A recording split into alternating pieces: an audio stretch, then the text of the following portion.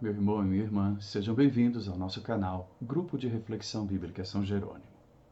Hoje vamos meditar uma palavra muito conhecida, ou seja, a palavra que nos narra a parábola do semeador.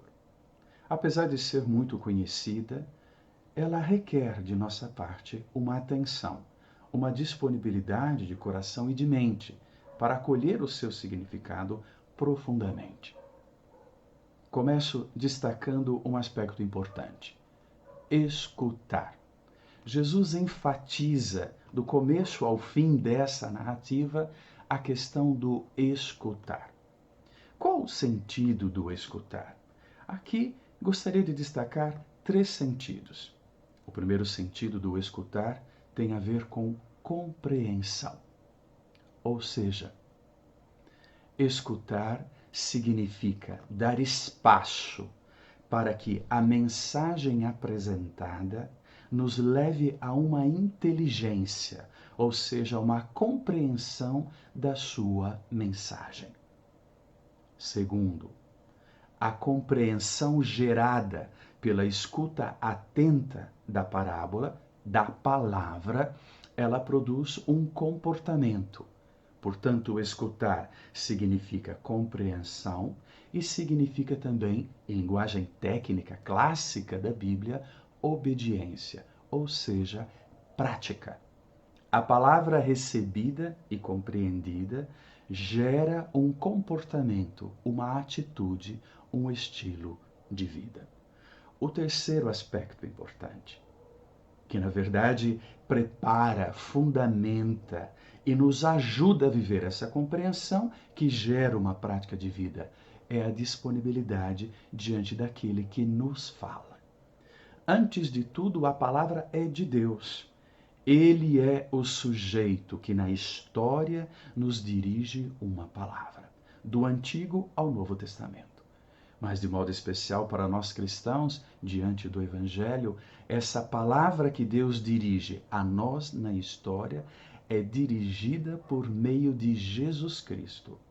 Logo, escutar significa disponibilidade a acolher em Jesus essa palavra de Deus que é salvífica, portanto capaz de gerar uma vida nova em nós. É por isso que ele dirá também no versículo 9, ele, Jesus, quem tem ouvidos para ouvir, ouça.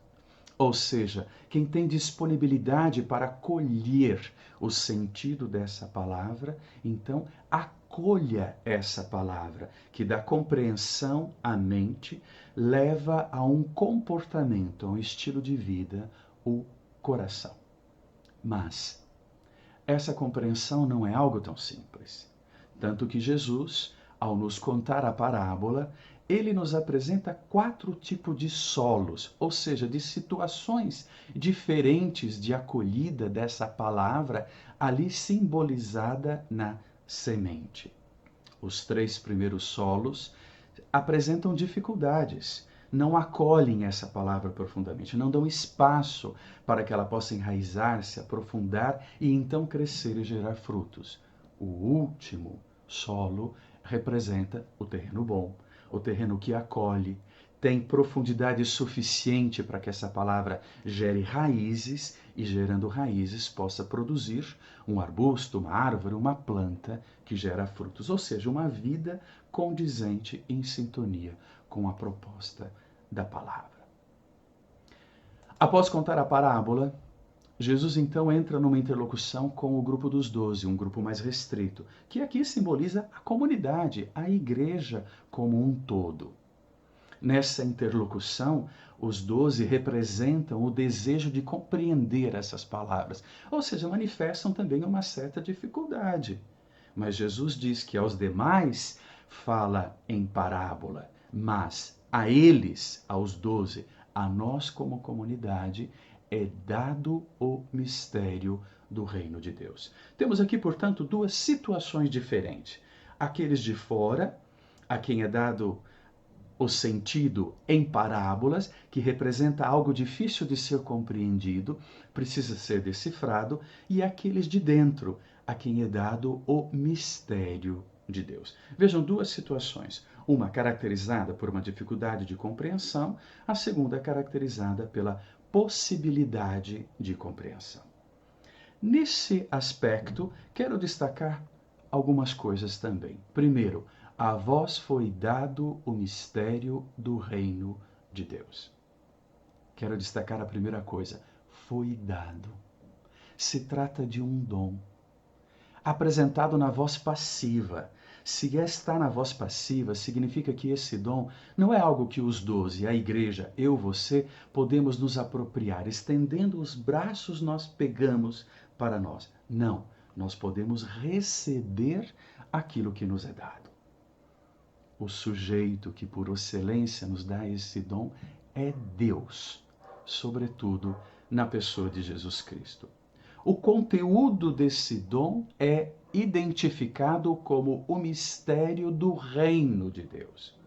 O reino de Deus tem a ver com essa autoridade salvífica de Deus, que na história vai vencendo toda a força de mal, fortalecendo o seu povo e levando a uma condição diferente. Esse reino de Deus é um dom que nós recebemos. Nós não construímos esse reino, porque ele é de Deus. Mas à medida que nós acolhemos esse dom, nós vamos nos comprometendo com esse dom. Então a nossa vida vai se tornando um testemunho autêntico e verdadeiro desse dom, que vai mostrando ao mundo o sentido do testemunho, o reino que Deus está construindo, num processo contínuo de vitória sobre toda forma do mal, sobre tudo aquilo que oprime, que escraviza e que desmerece a dignidade do ser humano. Esse reino de Deus é um mistério. Mistério aqui não significa algo escondido, um segredo incompreensível. Pelo contrário, a palavra mistério, em sintonia com o Antigo Testamento, de modo especial o livro de Daniel, representa algo que Deus quer dar a conhecer, mas que, por mais que nos aproximemos, isso que Deus quer nos dar a conhecer nunca se esgota, ou seja, nunca temos a compreensão total, o que significa que sempre podemos aprofundar.